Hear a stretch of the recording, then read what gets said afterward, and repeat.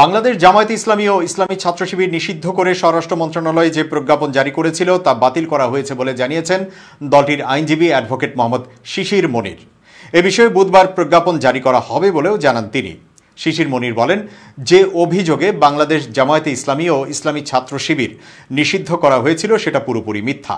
স্বরাষ্ট্র মন্ত্রণালয়ের review committee Bangladesh জামায়াতে ইসলামী ও ইসলামী ছাত্র শিবিরের সঙ্গে সন্ত্রাসী কর্মকাণ্ডের কোনো সম্পৃক্ততা পায়নি।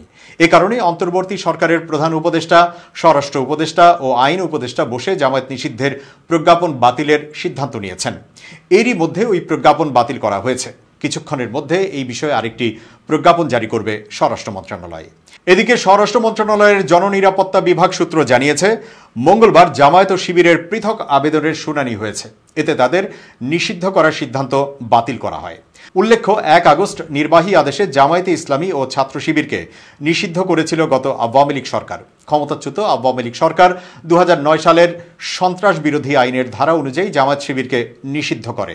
কিন্তু এরপরই ছাত্র জনতার অভ্যুত্থানে 5 আগস্ট শেখ হাসিনার 15.5 বছরের কর্তৃত্ববাদী শাসনের পতন হয়। সন্ত্রাস বিরোধী আইনের 19 ধারা অনুযায়ী সরকার কোনো সংগঠনকে নিষিদ্ধ করলে এই সিদ্ধান্তের বিরুদ্ধে 30 দিনের মধ্যে লিখিতভাবে যুক্তি উপস্থাপন করে পুনঃনিরীক্ষার আবেদন করা যাবে, যা শুনানি করে 90 দিনের মধ্যে আবেদন নিষ্পত্তি করবে সরকার।